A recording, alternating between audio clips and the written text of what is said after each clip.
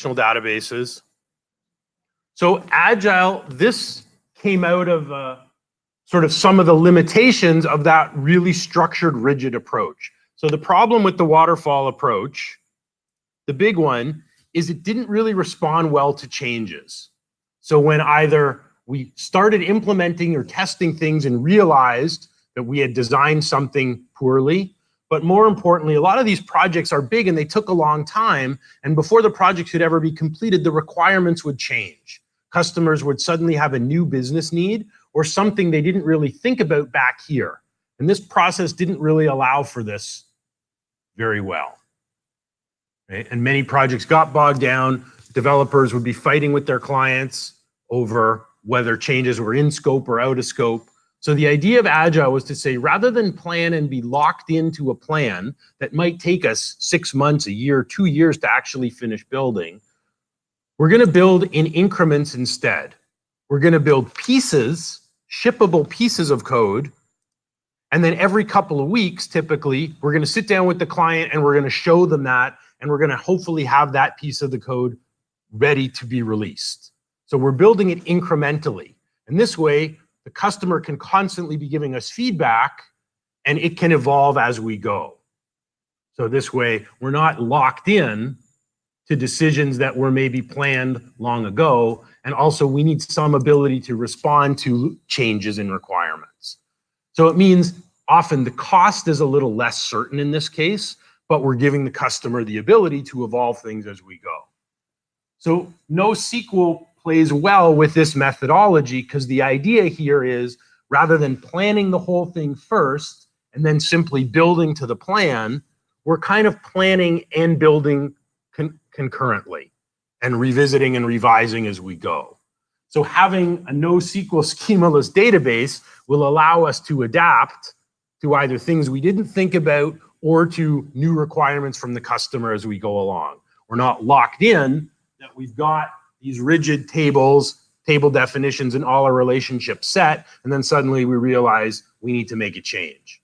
So NoSQL will allow us to do this really easily. Okay, so you'll talk more about these. And actually, this is an interesting number. It's kind of old now, but you can see that at least according to this report, which is 7 years old, Agile projects have a higher success rate because they're designed to be more responsive to customer needs. So you guys will learn more about this in your project management class. So part of the decision as well, really a few things come down to making this decision. Which type of database do we need? Number one is which project method, which way are we going to follow the project?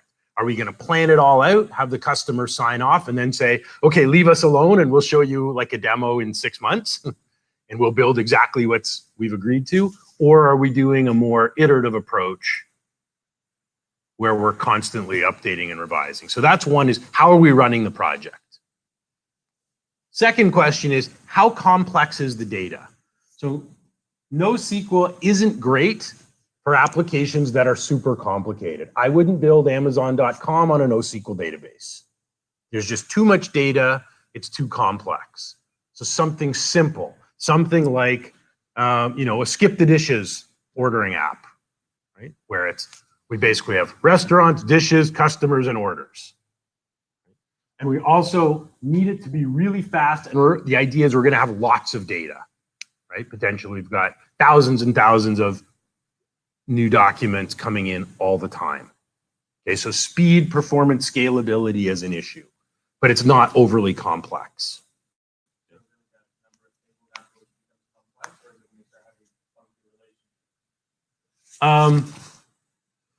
There's no set rule. I mean, if I figured I needed like 30 or 50 tables, I would go here. If I needed like 10 or less, I might go here. But also, is this an application that's available to the public where anybody could use it? So I might have an unlimited number of users, or is this for use, say, in a business? And it's only for use within that business.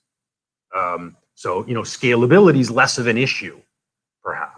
And also, how complex is what I'm doing? So something like,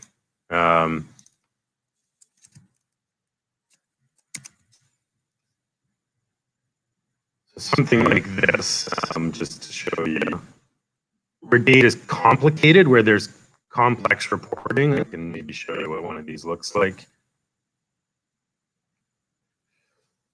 Yeah, so something like this, where it's comparing financials of different organizations, something like this, I would say, is probably too complex. You know, there's tons of tables here. We're creating complicated queries in order to do reporting comparisons. I wouldn't use NoSQL for this. It's too complicated to try and map everything, query it, and compare it.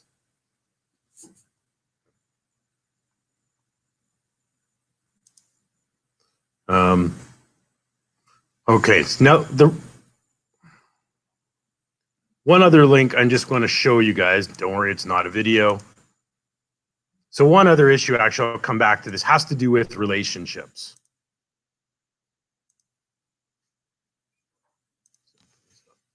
So we have a good sense of what relationships look like in a traditional database. In NoSQL, it's kind of different. So this is what we're used to, right? Rows and columns. And originally, the issue was in web applications. So we built web applications on relational databases, and we had huge volumes of users with massive amounts of data, and scaling became a real issue pretty quickly.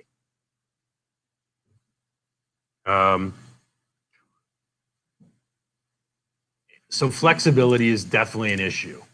So in NoSQL, we're going to use some different terminology. So in NoSQL, we don't actually have a notion of tables. We have collections. So tables are structured.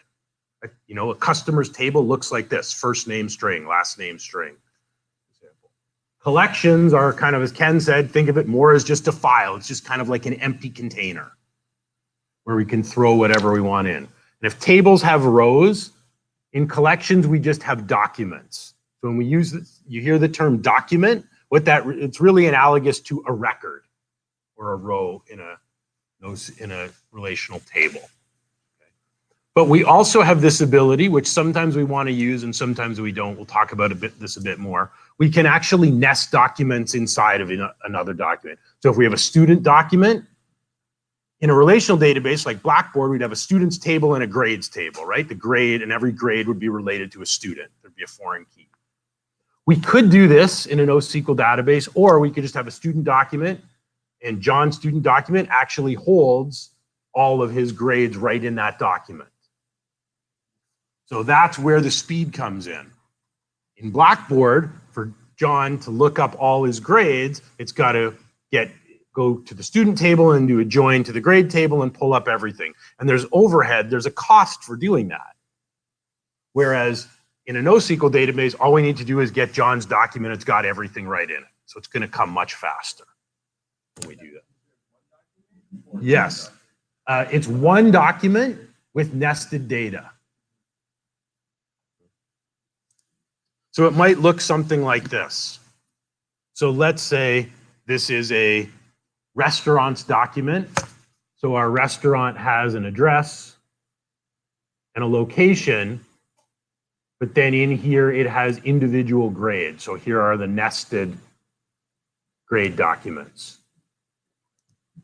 MongoDB will also automatically assign a unique identifier called _ID, and it gives it a type of object ID. So we don't have to set these things up. MongoDB will do it automatically. So you don't have to specify the type string or whatever, it automatically will cast it. Correct. Now, we are going to use, just like we have in ASP.NET, we are going to use an object rather than an object relationship mapper. It's called an object document mapper. So we'll create model classes in our node project, and the node classes will have a schema, but the database itself doesn't have a schema. So the schema only exists within our web application, not within the back end at all. So the word Mongo actually comes from the word humongous.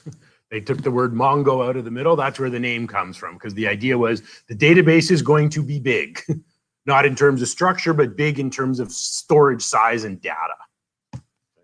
So it's the most popular, world's most popular NoSQL database, but it's not the only one. There are lots of other ones. So the data is actually stored in JSON, well, a form of JSON. Yeah, so it's called Bison, which basically it's a JSON object, but it's converted to binary so that it's even faster. So it's basically key value pairs. And it's got this really kind of simple query syntax that's much like working with something like Entity Framework. So if we wanted to get all of the posts, all of the documents in a post collection, our command would be db.post.find, and then this would be a filter if we wanted a where clause. Find any documents where the title is equal to Mongo. There's our query. So we're not writing, it's called no SQL for a reason. There are no SQL commands. So the commands are simple. So find will run a query. So we'll get set up shortly. I'll just go through what we're going to do. So we'll go to mongodb.com. We'll have to set up a free account. We'll want to download their GUI tool. That'll allow us to connect. And they give us half a gig of space on a free plan, unlimited, not time limited, so you can keep that forever. As long as we don't go over half a gig, we can use that database and store whatever we want. We can install it locally as well, but it's probably better to store it on the cloud, on MongoDB's cloud service, because locally we'll have an issue when you do your assignments. So better your database is online.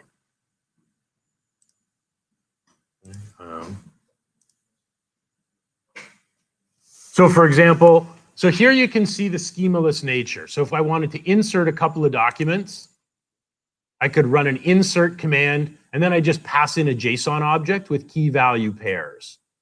So here's where you see the schemaless part. If I don't actually have a beers collection, when I run this first command, MongoDB is just going to create that collection on the fly. So I can insert a beer with a name and a type, but then I can go ahead and insert a second document that has a name, a type, and an additional property. So it doesn't care that I have two documents, one that has two properties and a second one that has three properties, and they're in the same collection. Then if I wanted to query or kind of pull information all by on sale, it would only return the things that have an on sale. Right, that's right. So I'll give you an example, a real world example of where this might be used. So the project actually that Serge and Noah have been involved in, we're collecting data from a whole bunch of different IoT devices, different sensors. So we've got a HEPA filter, it's like a fan that spins. We've got a temperature sensor that measures the temperature in the room, in a manufacturing room. We have a pressure sensor. So each one of these is sending different data. The pressure sensor is sending data in CFM units. The temperature is obviously sending it in degrees. The fan is sending us RPM data. In a relational database, we probably set up 3 separate tables to capture that data. We'd have, fan metrics, temperature metrics, pressure metrics, because we have different units for each one. In a NoSQL database, which is what we're using Mongo, we can set up one metrics collection, and we can dump all of that sensor data into the same collection. It doesn't matter that a third of it will be in degrees, a third of it will be pressure, and a third of it will be RPM. We can still store it, and then if we want to show temperature, we would just use a filter. And all of the records, all the documents that have temperature, they get ignored in that query. So we don't have to figure out all the data we need and structure it ahead of time. We can just say, and then if they want to start adding a different type of sensor data, it's fine. We just throw it all in there as well.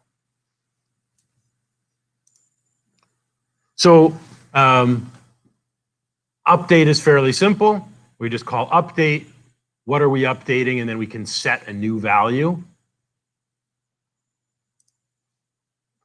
And to delete, we just call remove. Again, we could pass in a where clause. So that's instead of CRUD commands using SQL. We use find, insert, update, remove. Okay, we'll come back to this part. We'll come back to Mongoose in a bit. So let's go to MongoDB right now. I've already got an account. but want you to create a free account for yourself.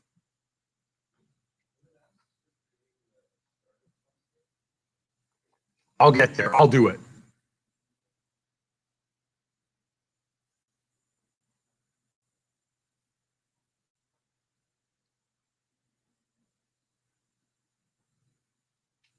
Yeah, I will go through the process of creating the cluster and creating the database. So let's sign up first.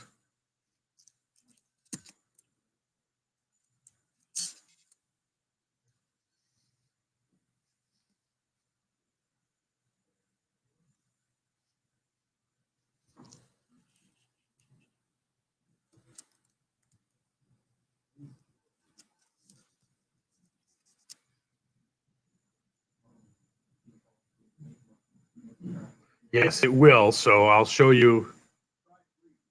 So you don't need to. I will show you how to create the cluster.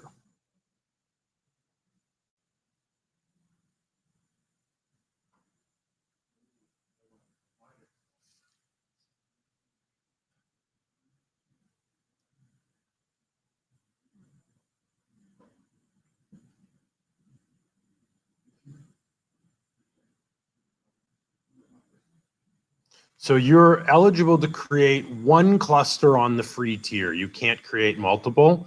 So I'm going to build a cluster. Pick the starter clusters that start at free.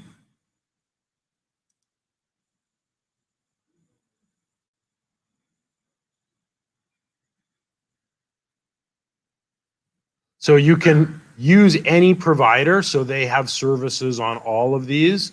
I'll just stick with what it defaults to. So AWS in North Virginia, which is the closest server. Now it might default here. I think it might default to, okay, it does default to M0. If it doesn't, when I created this, it had one of the paid options here. So I just changed it to the M.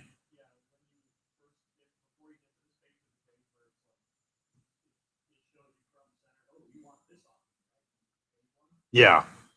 So make sure you choose the M0 sandbox.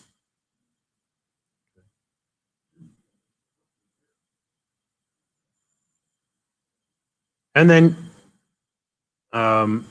you can give it a name, or you can do, it's called cluster 0, doesn't really matter. I'll just call it Georgian. So I can create up to 100 different databases in this cluster. So cluster is basically just a server group. So you don't pay per database, you pay per cluster. So I'll create my cluster.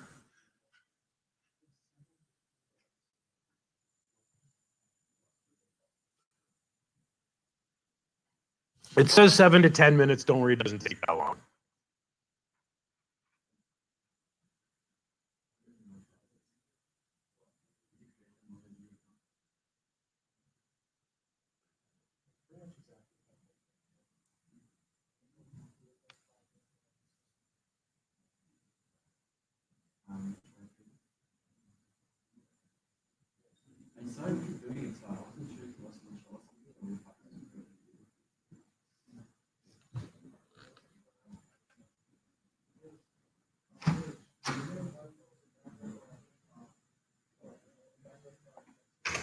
No, if you want backups, I think that's part of, I don't think they offer backups in the free tier.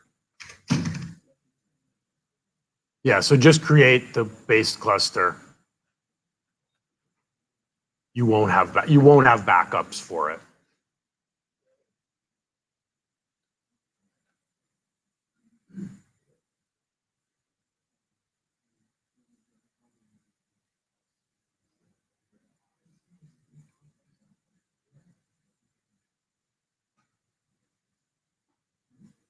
The other thing you can do while this is running is we can actually download we can download the tool called Compass, which is sort of like their mini version of Management Studio or MySQL Workbench. So it's a tool we can use, a local GUI tool. We can interact with the database that way. It's probably a useful thing to add. If you go back to the MongoDB homepage,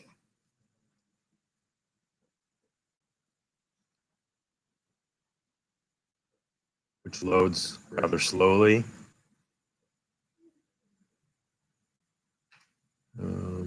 We want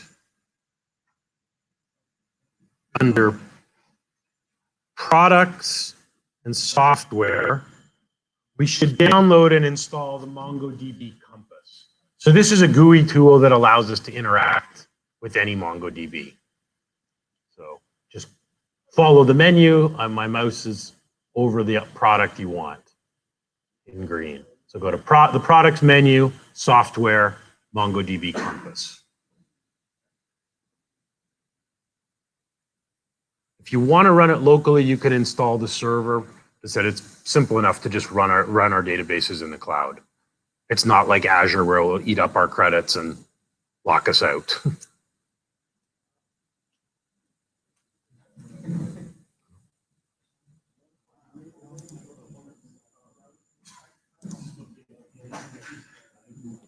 So I'll open up Compass just so you can see what it looks like.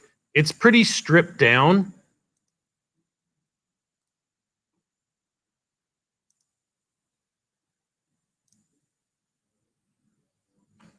So Compass allows you to connect either locally. Oh, awesome.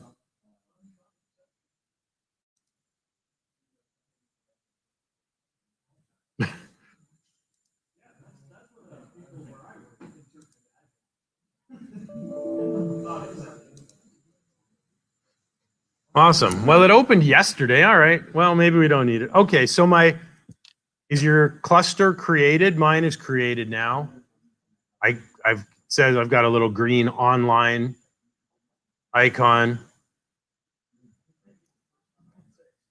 So once we've created the cluster, let's create a database. So if I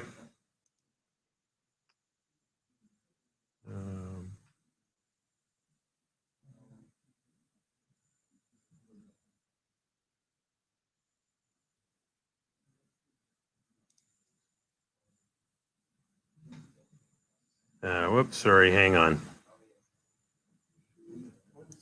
Sorry. We're going to go here first before we're going to go to database access. Yep.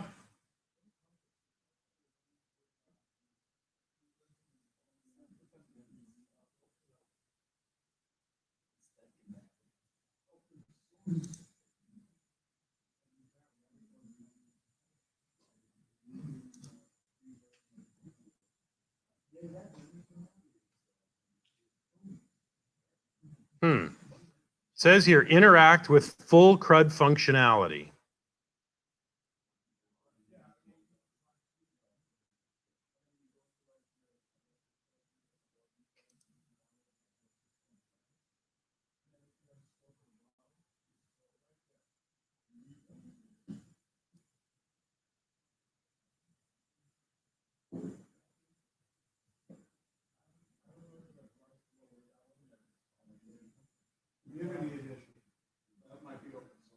Yeah, the community edition. No, I don't know why. I'm going to remove.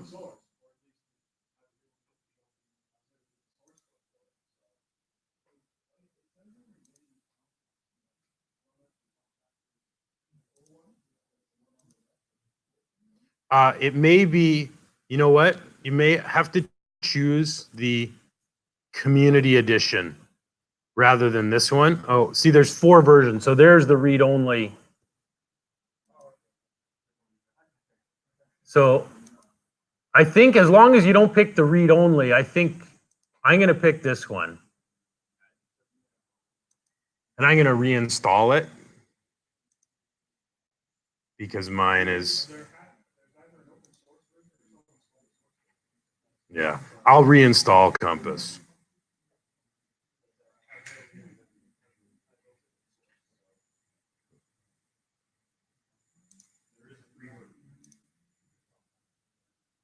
So I'm going to reinstall it.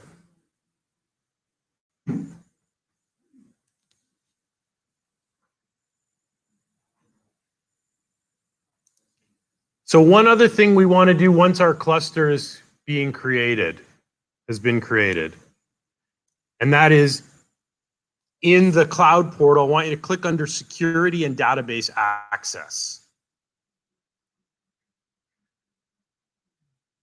Okay, so now it's actually loading without JavaScript error, I think. So under Database Access, you need to create a new user.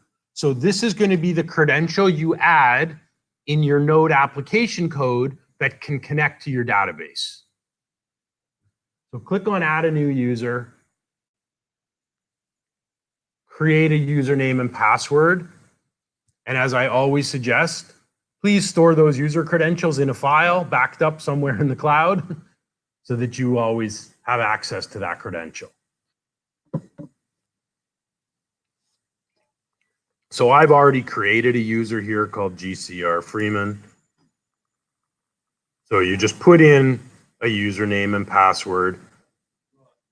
Yeah, read and write to any database. So if you make an assignment in the course, you can use the same user account that we're going to use in class. So yeah, just leave that. It defaults, I think, to read and write to any database.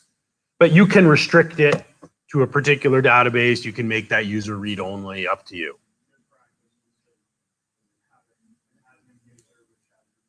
Yeah. Yeah, so you can set this up however you would like to do it.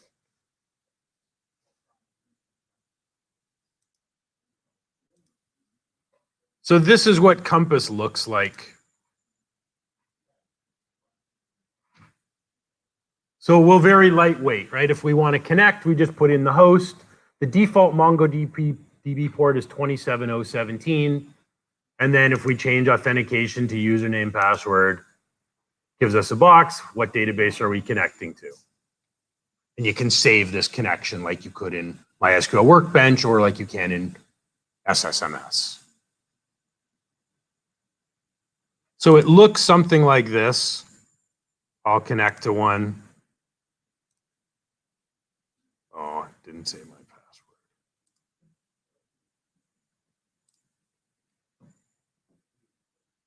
You won't be able to connect yet. Yeah, we haven't actually set up the database. We only have a cluster. That's like a container for databases. We don't actually have a database. So once we've set up the user, if I go back to my cluster, we'll take a break in just a minute.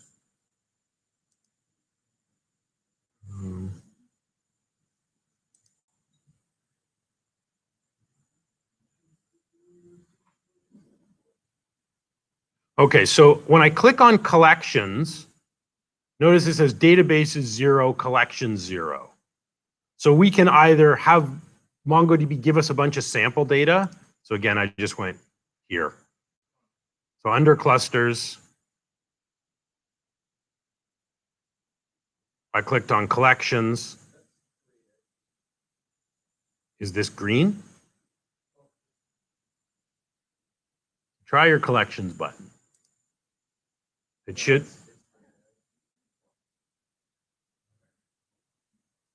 It's interesting.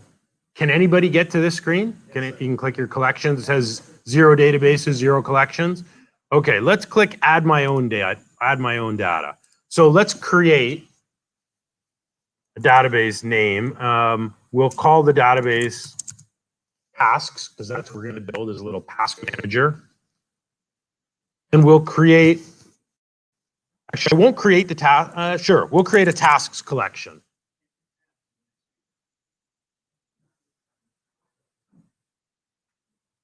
So you can't, when you create a database for the first time, Mongo insists we create one collection in there. So I'll call my database tasks, and my collection will also be called tasks. I'll click create.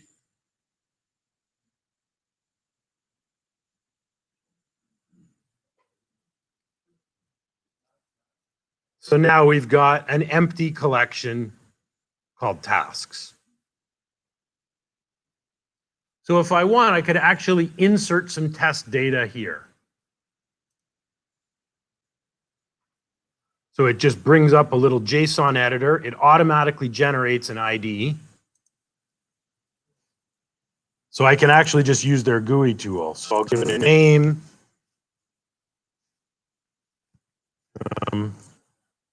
What's something I have to do today? I have to send the hosting quote.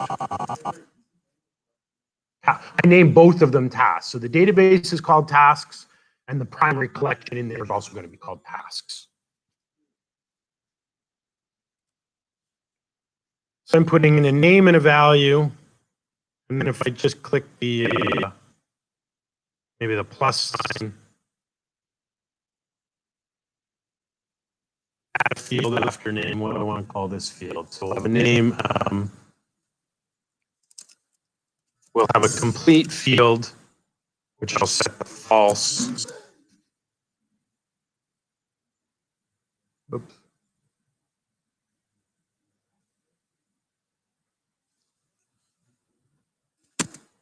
Sorry, I didn't mean to delete that.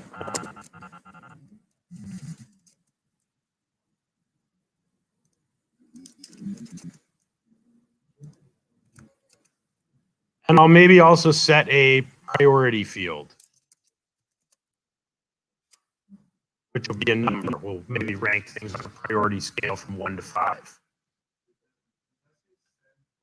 Yeah, you can put anything you want. Doesn't matter. What's something you need? Something on your to-do list. I'm just thinking on what's on my to-do list. So somebody's asked me for a quote for web hosting, which I have not finished. It's a pretty high priority because I told them I would have it for them today. So I'll just click insert. You can put anything you want in here. Again, it's unstructured, but I would recommend using these name, complete, and priority fields. So I'll insert the document. So now I've got a document here. I'm going to insert one more.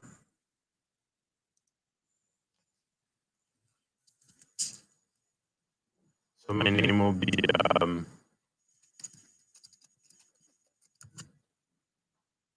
my task will be to give everyone a break. This is not complete.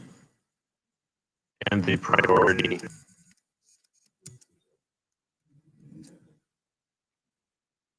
Looks like a 5.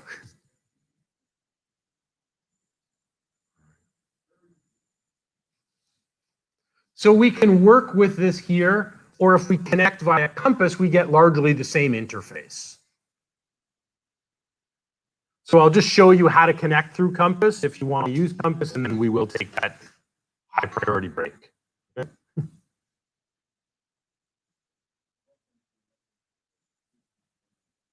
So I'll just go back to my cluster. And if I click on connect,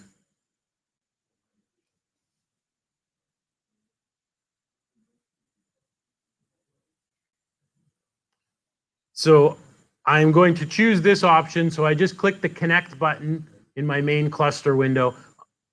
I want to connect with Compass. I already have Compass. I don't need to download it. So it says copy this connection string and replace the password in the angled brackets.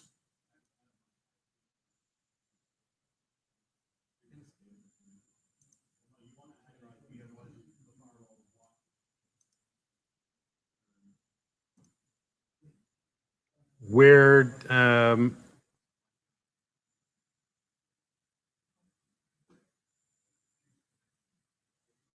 hang on, Peter, where was the setting for the IP? It showed up automatically for me, but I think you want to add your current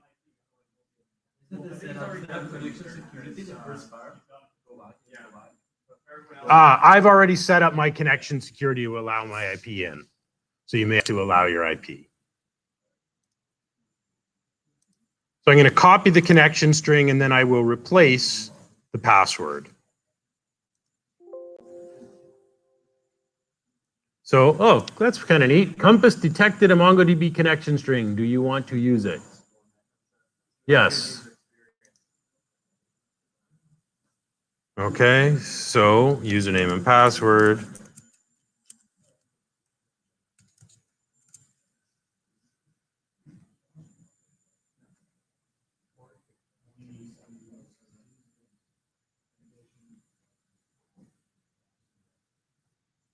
So I'll call this one.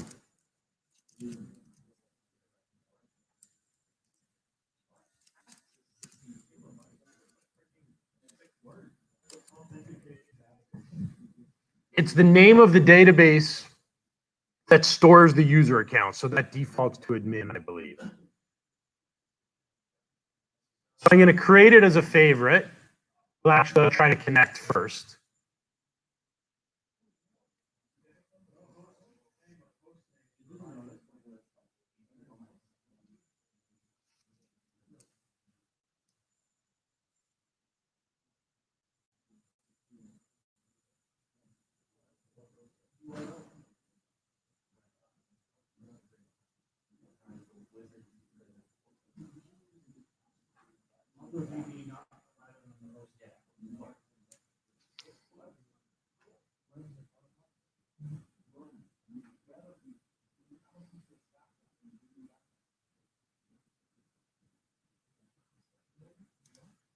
Okay, let me try my tasks database.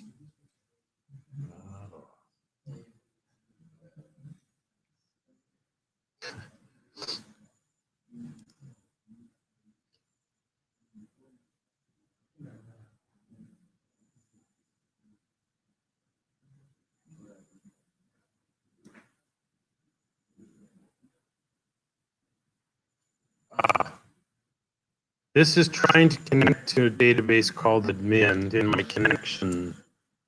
No.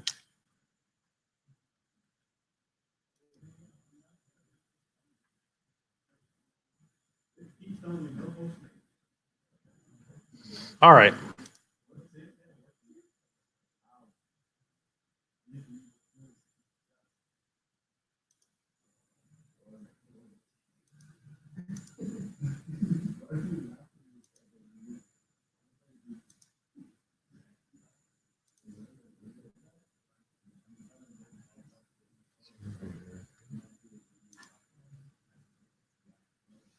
Okay, let's take a pause here. I'll try to figure it out.